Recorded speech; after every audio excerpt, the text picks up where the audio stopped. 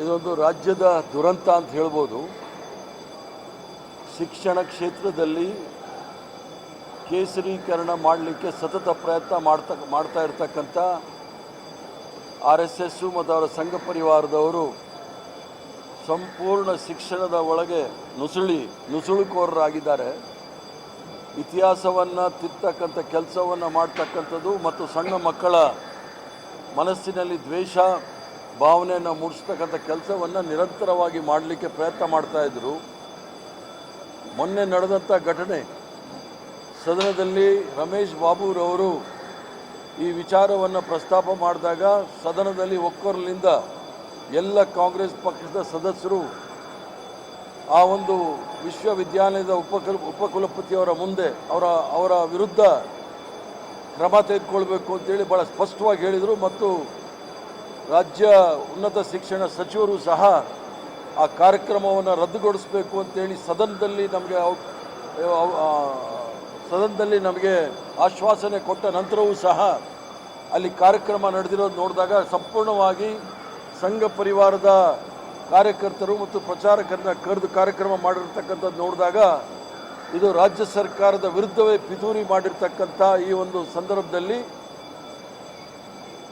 ಆ ಒಂದು ಉಪಕುಲಪತಿಯವರು ಕರ್ನಾಟಕ ರಾಜ್ಯದ ವಿಧಾನ ಪರಿಷತ್ತಿನ ಏನು ಒಂದು ನಿರ್ಣಯ ಇತ್ತು ಅದರ ವಿರುದ್ಧ ನಡ್ಕೊಂಡಿರೋದ್ರಿಂದ ಅವರ ವಿರುದ್ಧ ಹಕ್ಕುಚ್ಯುತಿ ಮಂಡನೆ ಮಾಡಿ ತತ್ಕ್ಷಣ ಅವ್ರನ್ನ ಸಸ್ಪೆಂಡ್ ಮಾಡಬೇಕು ಅಂತೇಳಿ ನಾನು ಆಗ್ರಹ ಮಾಡ್ತೇನೆ.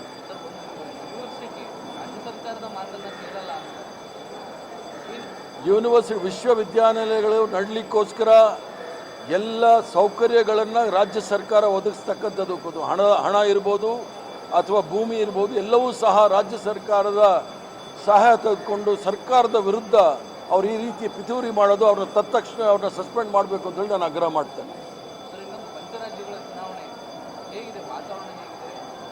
ಪಂಚರಾಜ್ಯದಲ್ಲಿ ಚುನಾವಣೆಯಲ್ಲಿ ಭಾರತೀಯ ಜನತಾ ಪಾರ್ಟಿಯವ್ರದ್ದು ಎಲ್ಲೂ ಏನೂ ಇಲ್ಲ.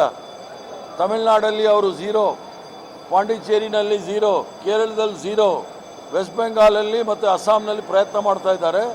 ಅದೇನೇನಾಗುತ್ತೆ ಅದಕ್ಕೋಸ್ಕರ ಸಂಪೂರ್ಣವಾಗಿ ಎಲೆಕ್ಷನ್ ಕಮಿಷನ್ನ ಅವರ ಒಂದು ಅಂಗವಾಗಿ ಮಾಡಿಕೊಂಡಿದ್ದಾರೆ ಭಾರತೀಯ ಜನತಾ ಪಾರ್ಟಿಯವರು. ಮತ್ತು ಅಲ್ಲಲ್ಲಿ ಇದರಲ್ಲೂ ಸಹ ವೆಸ್ಟ್ ಬೆಂಗಾಲಲ್ಲೂ ಸಹ ನಾನು ಅಲ್ಲಿ ಸ್ಕ್ರೀನಿಂಗ್ ಕಮಿಟಿ ಅಧ್ಯಕ್ಷನಾಗಿದ್ದೇನೆ. ಎಲ್ಲ ರೀತಿಯ ಗಲಭೆ ಮಾಡಲಿಕ್ಕೆ ಪ್ರಯತ್ನ ಮಾಡ್ತಾ ಇದ್ದಾರೆ.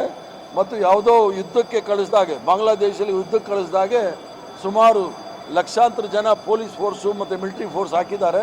ಇದು ತೋಳ್ಬಲದಿಂದ ಮತ್ತು ಅಧಿಕಾರ ಬಲದಿಂದ ಅಲ್ಲಿ ಚುನಾವಣೆ ಗೆಲ್ಲಿಕ್ಕೆ ಪ್ರಯತ್ನ ಮಾಡ್ತಾ ಇದ್ದಾರೆ. ಆದರೆ ಪಶ್ಚಿಮ ಬಂಗಾಳದ ಜನತೆ ಅದಕ್ಕೆ ತಕ್ಕ ಉತ್ತರವನ್ನು ಕೊಡ್ತಾರೆ.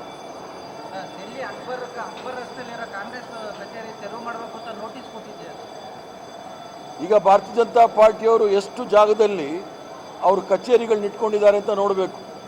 ಕರ್ನಾಟಕ ರಾಜ್ಯದಲ್ಲೇ ನೋಡಿ ಎಷ್ಟು ಜಾಗದಲ್ಲಿ ಅವರು ಜಾಗಗಳನ್ನ ತೆಗೆದುಕೊಂಡಿದ್ದಾರೆ ಅಂತ ಹೇಳಿ. ಚಾಣಕ್ಯ ಯೂನಿವರ್ಸಿಟಿ ಅಂತ ಹೇಳಿಬಿಟ್ಟು 106 ಎಕರೆನ 50 ಲಕ್ಷ ರೂಪಾಯಿ ತಗೊಂಡಿದ್ದಾರೆ.